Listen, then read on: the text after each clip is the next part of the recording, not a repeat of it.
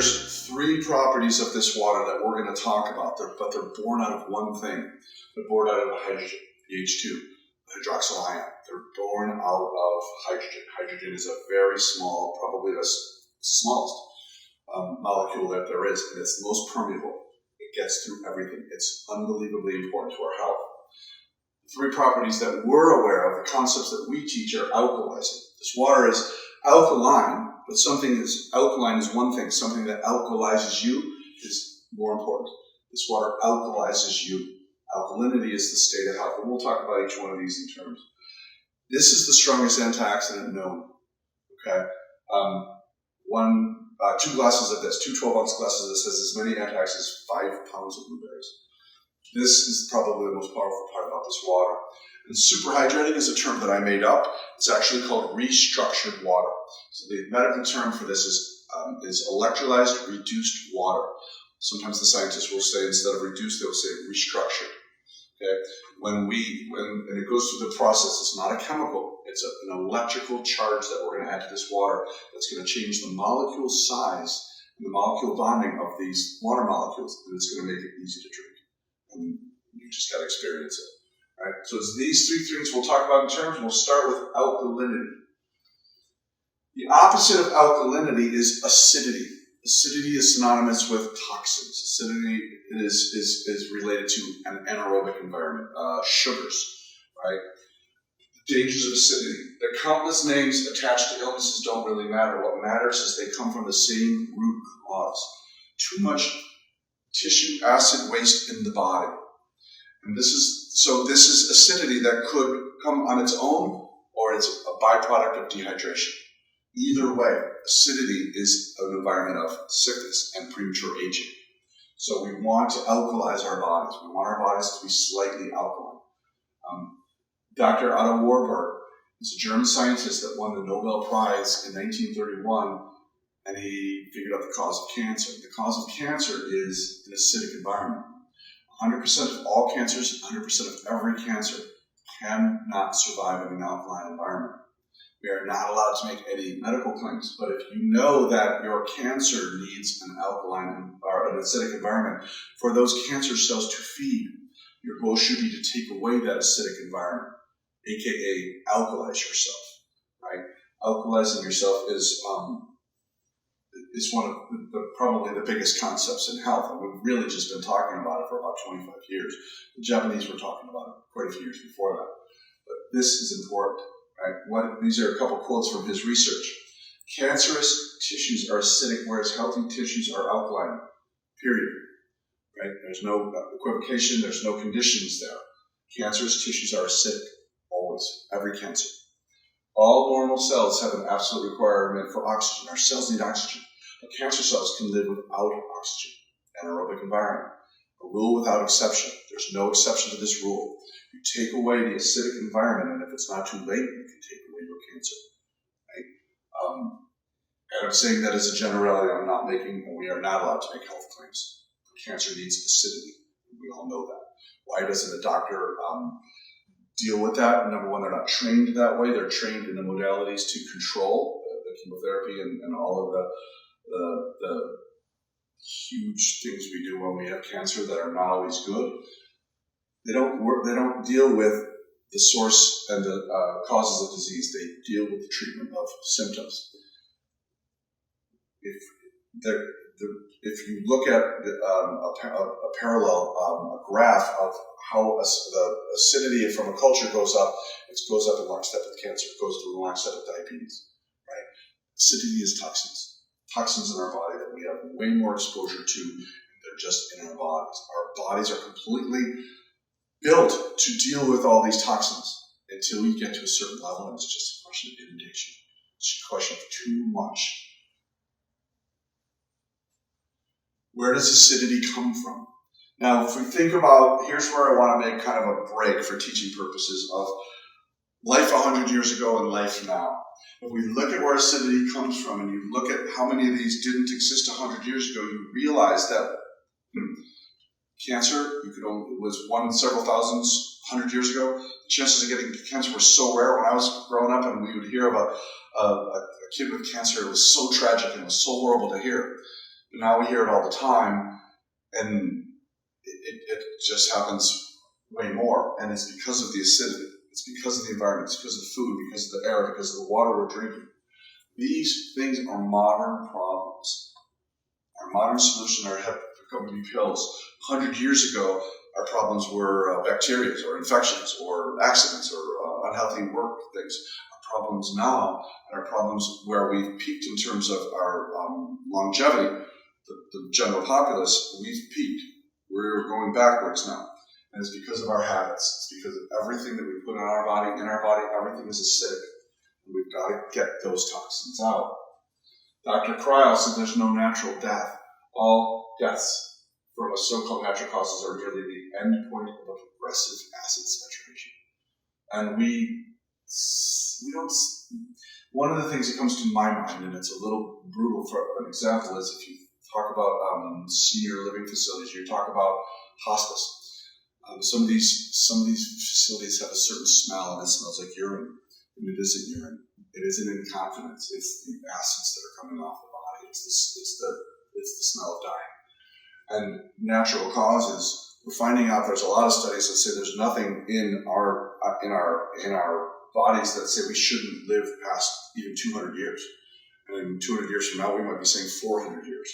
Right? It's about choices. It really is about choices, and that's why you see such a disparity in people's health and people's longevity. Is what they're doing here. Acidity. Here's the symptoms, and you're going to see some similarities to dehydration. Beginning symptoms, intermediate symptoms, and advanced symptoms. You see that there's nothing. There's nothing that's not included in acidity. Acidity is an environment of disease. And just because we may get different diseases doesn't mean we can't talk about what do all those diseases have in common. Acidity, dehydration, and oxidation. Huge concepts for sickness. And there's nothing that we can include here. All other forms of cancer and many more. Right? These are all conditions of acidity. In terms of reverse aging is a great book, and it is about this water. And Sang Wang was a Korean researcher, and he said, in terms of being healthy and living longer, removing acidic waste from your cells is more important and more effective than diet and exercise. Getting the acids out. And if we think about what water does, water's what flushes our cells. We're going to talk about why this water flushes our cells way better. Sherry Rogers, MD, after carefully evaluating the results and the advice of hundreds of individuals, I'm convinced that toxicity in the form of acid waste is the primary cause of degenerative disease, what we call lifestyle diseases. Well, what we call here is choices, right? We suffer from toxins, and toxins is acidic waste. Right? They're in our food, they're everything we breathe it in, they're in our waters, they're in our soils. If we think about a fish tank, just a fish tank, no metaphors. If we think about a fish tank, and you have a fish tank and I have a fish tank, and you change your water in your fish tank once a month, and I change mine every 2 weeks, whose fish you think are going to live longer? Mine, because your fish will probably die sooner, and they will die. Let's say you stopped cleaning your fish. Your fish die. What did they die of? They die of acidity. They die of too much acid, right? They're in water. They can breathe. You can continue to feed them. They've got feed. They will die because the pH will get so low that they will basically toxify. Now, if we look at that concept is how much are we exchanging that water? You increase the rate of exchange in that fish tank, and you extend lives. You create an environment for health. Now let's think of that fish tank as our bodies. Because really, if I'm 75% water and I'm standing here and none of it's leaking out, I'm a walking aquarium. I'm 75% water. If I don't exchange, and if I drink 1 glass of water and you drink 10 a day, you're going to be healthier because you're exchanging that water quicker. It's a huge concept of health. So the exchange is huge. But also, let's think about each one of these fish representing a different lung or a different system or concept in your body. If that's the case, the interstitial fluid, the water, what is that state of that water? Is that water acidic or is it alkaline? Because it makes a difference. Is that water an antioxidant or is it oxidizing? And is that water penetrating? Remember the super hydrating? Is that restructured water? Is it getting into the cells of the liver? Is it getting into the cells of the heart? Because to me, that's the most fascinating part of this water is the penetration ability. And that's because of the third property. We'll talk about that in a second. Think about the fish tank, the rate of exchange and the quality of the water. It always goes back to how much water are you drinking and what's the kind of water you're drinking. Poor health and symptoms of disease are the result of the accumulation of acid waste in the body over time. Doctors can give us a really good feeling of health, like we're on the right track because we've taken a couple tests, blood tests, urine tests, whatever the tests are. And they say, well, you pass all the tests.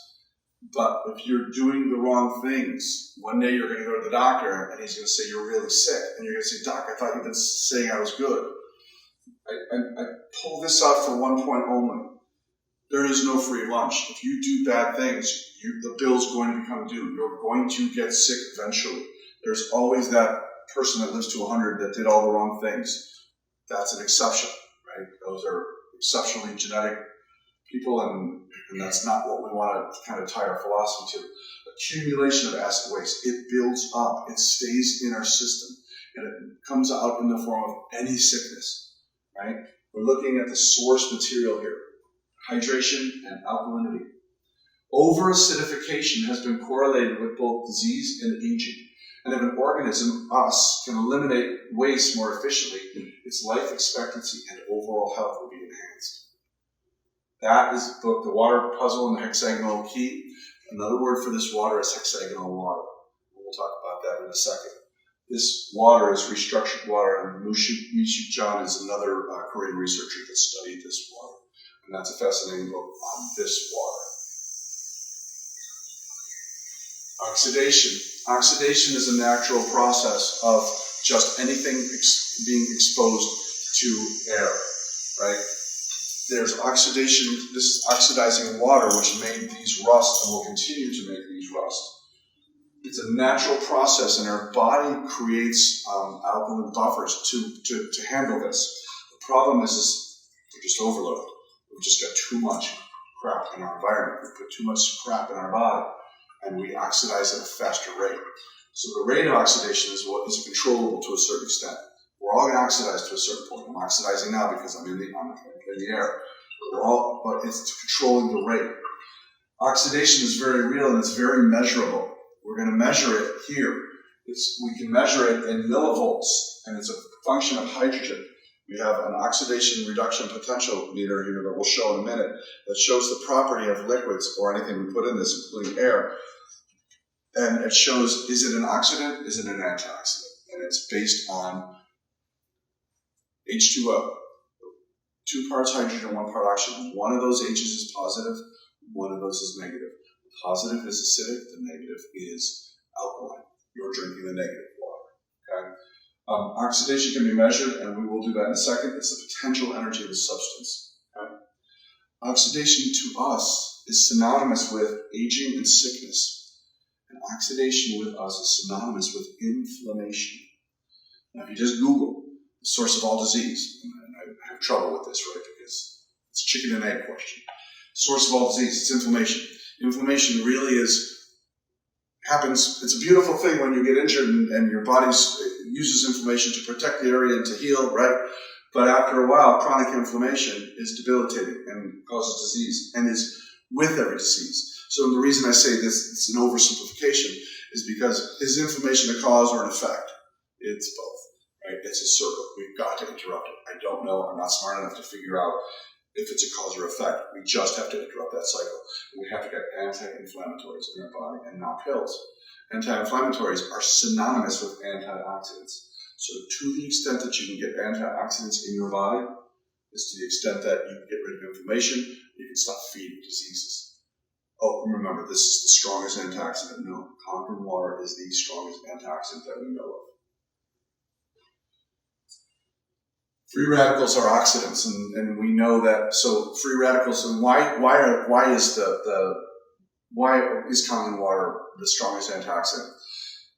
because of the process of electrolysis. Because we don't, at chemicals, we're basically separating the H's. And because those H's that are separated and the water that you're drinking has millions of free radical scavengers, millions of electrons that don't need to be paid back. And what do I mean by payback? If I eat a bunch of blueberries are great, they're an antioxidant, and blueberries are going to offer that missing electron, right? So basically what's happening with a free radical, which is a unstable oxygen molecule, is that it should have 4 pairs of electrons on the outer ring, right? It only has 3 pairs of 1, so it's got 1 missing electron. That makes that unstable. It needs another cell to donate that electron to make it, to get rid of it being a free radical. When a blueberry donates to that free radical, it neutralizes the free radical, and that's a good thing. However, that blueberry that donated it will be, over time, become a free radical and will need to be neutralized in itself. So then we eat more blueberries. And it's the cycle, and it's what we live on, and it's a great thing to do. Raw vegetables or raw fruit or eat antioxidants. I'm never going to say not do it. Do it. But there's a payback involved. With this water, there's no payback. That has to do with the platinum that is coated on the plates, and we'll talk about that in a minute too, when we talk about the process. There is no payback. You literally have millions of electrons that are neutralizing free radicals in this water, and it's easy to drink. Oxidative stress is related to every disease, right? Free radical oxidative stress. The cure to oxidative stress, not the cure, but the balance that we have to continually do is introduce antioxidants. Free radicals come from, and what I want you to notice here is modernity, modern living. These are all things that didn't exist 100 years ago. This is our new challenge, right? You can quit all these things and go live in a cave, or you can understand that we have to introduce a balance to it. If we're trying to balance free radicals are oxidation. We need to introduce antioxidants. Antioxidants, basically, the only foods that are antioxidants are the raw fruits and vegetables. Some nuts, but mostly all food is acidic. It has good properties, but it has to be alkalized too. And we can't all eat fruit, raw fruits and vegetables because we still have these problems: tobacco, stress, cooked foods, the air we breathe, right? The minerals in our soil, the pesticides. We could eat raw fruits and vegetables, but the strongest and the easiest thing to do is change your water to this water, to electrolyzed reduced water, to Kangen water. Right? That is a huge health principle. We can become biologically younger on a cellular level. If we can do the things, if I could take my cells when they were 18 and I could look at them now, the difference is that, if I can introduce hydration to hydrate those cells, and I can introduce water to flush the toxins out of those cells, and I can introduce alkalinity to create an alkaline environment in those cells will look under the microscope the same as mine when I was 15, 18 years old. This is the concept of reverse aging. The numbers will always go. I will be 57 years old next year. I can't control that. But I can be biologically younger next year if I change my habits. All right? I'm not sure if I can still do that. Yeah. Now this is my favorite part of the water. This is the third concept of water, and we called it superhydrating. There's also a concept called microclustering. I'd rather talk about the process.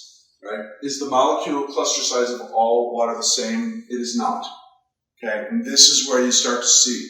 If we look under the proverbial microscope, it's similar to an MRI. It's an electromagnetic resonance machine.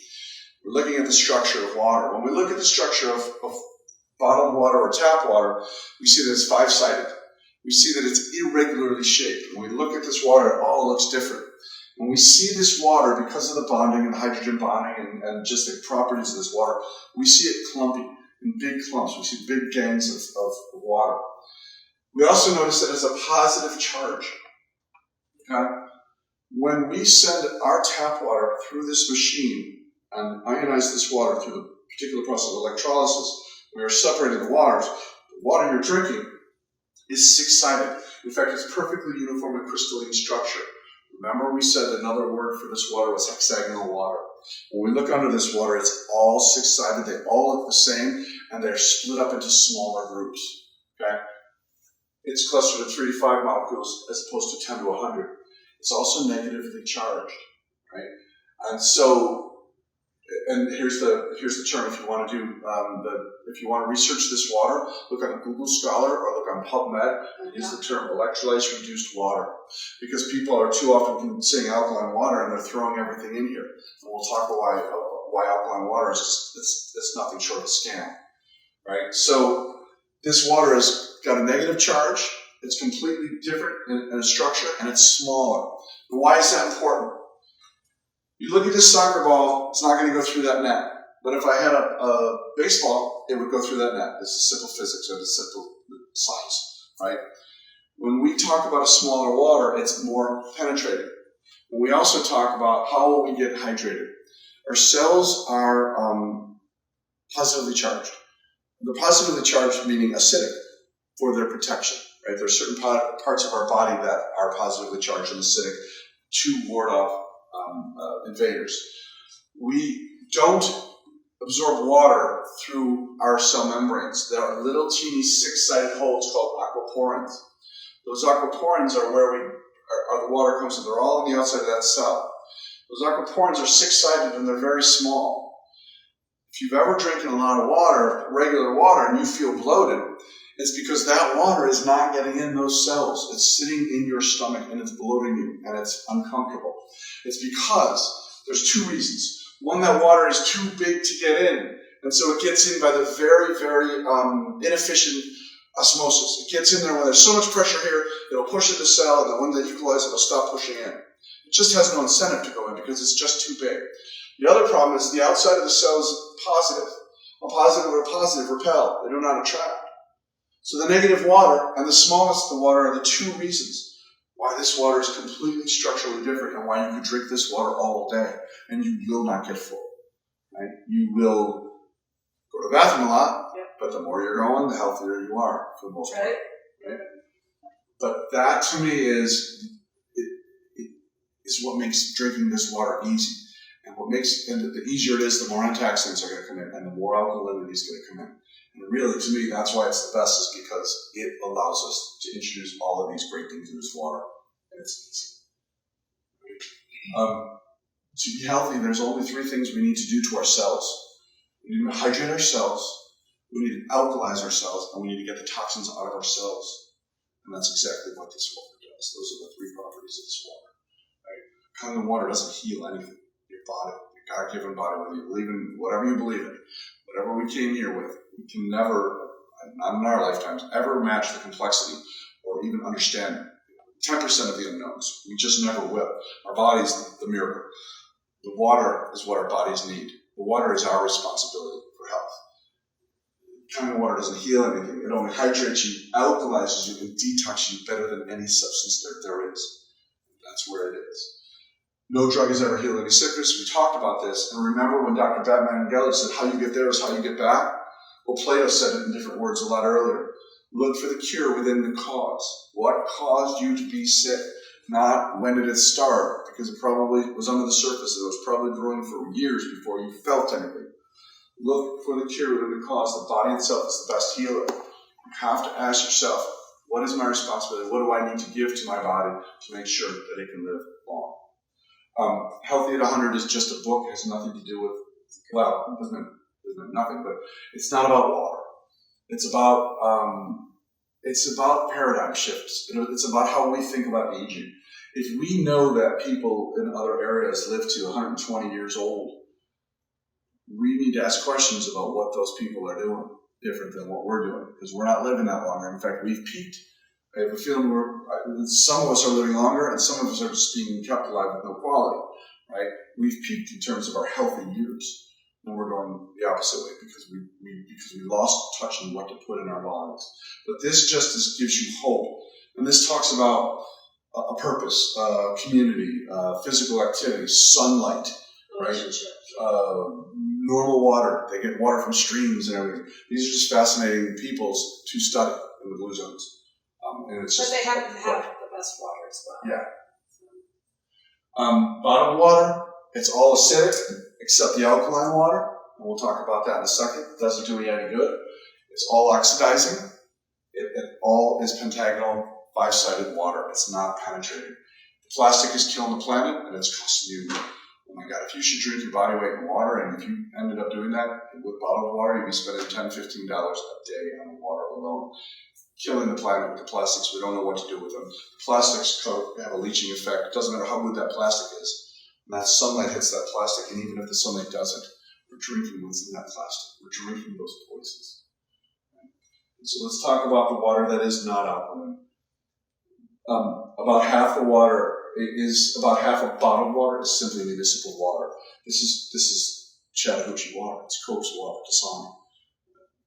Nothing necessarily wrong with Chattahoochee water, but it's just, and what they've done is reverse osmosis. Reverse osmosis purifies the water. So if you see purified water, it sounds like a great thing. And it is, for the most part, clean. Sometimes there's, reverse osmosis goes right, but for the most part, it really cleans it. But here's what it does. It takes the minerals out of that water, right? The Japanese call it dead water.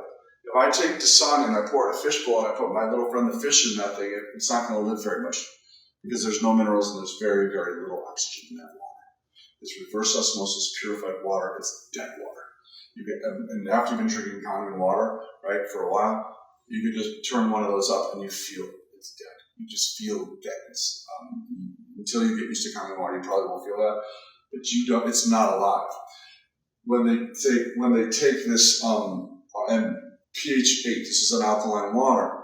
They've taken reverse osmosis water, which we shouldn't be drinking, and they add chemicals to it that alkalize it. The chemicals in this one are, let's read the chemicals in that one. Potassium bicarbonate, calcium chloride, magnesium chloride. Okay, so we shouldn't be drinking those. They shouldn't be in our water. There shouldn't be ingredients in our water. So what that does is raise the pH of it. One of the things that we can do to create alkaline water is I can put Arm & Hammer baking soda in water and I have alkaline water. It's just a scam, right? Alkalizing yourself is the concept that we should stick to. So we've taken reverse osmosis water and we've thrown chemicals that we shouldn't be doing that are building up in our systems and they're causing more problems. And not only that, reverse osmosis water in general is that if you take the minerals out of something, if you take anything out of it, anything out of anything, there's a concept in science called homeostasis. If you take the minerals out of that water wants its minerals back. It wants to go back to its original state. It is going to pull the minerals from your body. It is going to pull the calcium from your bones, the phosphorus from your muscles. It's going to pull your salts out, and you are going to be peeing out the minerals that you so need. So this water not only does it dehydrate you, it's demineralizing you. And then when you throw chemicals on for the scam that is alkaline water, it just gets worse, right? So that's why you can't buy alkaline bottled water. Even this water, if you bottle it, it's just going to age, it's just going to oxidize, right? It's about drinking something that's alive and it's fresh. We talked about that. Kangen water is full of minerals. Kangen water is full of minerals, and we know that because the one thing about tap water that is a saving grace is that it is not demineralized. Right? They are putting chemicals in there to neutralize other chemicals. Those chemicals are horrible for you. There are at least 9 known carcinogens in the water that we drink. The water that we drink does not exist in nature. It is not clean. Even if you filter it, it's pentagonal, it's positively charged, right? But it has minerals. And those minerals are the conductors of the electrical process that allows this water to be electrolyzed. So you cannot even make Kangen water out of reverse osmosis. You need tap water. And that's the beauty of this water. It cleans the tap water and it creates. I just want to add one thing since you talked about tap water. We get people all the time that tell us that they drink a lot of water, but they're still dehydrated. Clinically dehydrated. They go to the doctors and that's one of the things that they find out about them, and that's ridiculous, right? So it was actually going into your body, into the cells. And being hydrated at the cell level is very different from just drinking lots of water. Right. It just sits there. Right. Tap water, we talked about. Tap water is, if we can see it, we can take it out, but the danger in tap water is the things that we can't see. so we neutralize it with other chemicals. And that's never a good thing. Tap water is not something we should be drinking. Kangen water, we talked about that. Let's talk about how Kangen water is made, right? These machines take your tap water, and when you turn it on, these machines automatically turn on. The water goes through a filter and it's clean. It's a charcoal filter. It takes out the chlorine and it cleans the water, takes out the TDS, the solids and everything. And then it sends through an electrolysis chamber. In this machine here, the K8, this is 8 medical grade titanium plates and they're double dipped in platinum. Right? And so what we're doing is we're sending a whole bunch of power through the highest quality metals and power system. And we are electrocuting the water. We're creating 2. Now, I don't know if you can see here, but this hose right here is making the water too. So I'll just turn it up. So, it's kind of cool. So we are making 2 different kinds of water. These waters are completely opposite. When we've electrolyzed this water, this is an acidic water. We don't drink this. It has other uses. This is just the H negative. We split the H's so where this is just the H negative. This is literally the most healthy thing you can put in your body for 2 reasons. Because it's water and because it's less water. It's just logic, right? So through the process of electrolysis, we're making the best water. This does happen in nature. When lightning hits a lake, lightning hits an ocean, we have electrolyzed reduced water in that area. It goes down depending on the magnitude and the power of the lightning, and it exists for a while until it kind of dilutes itself. We also have this water in high mountain glaciers, water that is source water, that is up in the Himalayas, the Andes, or whatever mountain range, and it's sun-baked, and it's moving, and it's picking up minerals over rocks. That stuff is alive, and that's negatively charged, and it's got minerals, and it's great for you, right? So this water does exist in nature. The tap water does not. And then when we talk about this machine makes 7 different kinds of water. So when we split the H's, we don't just throw the positive water out. The positive water has a ton of household uses that replaces the chemicals. If we can replace the chemicals in our house, we can reduce our toxic load, furthering getting rid of that acidity, saving money, all that stuff. And so we'll talk about the 7 waters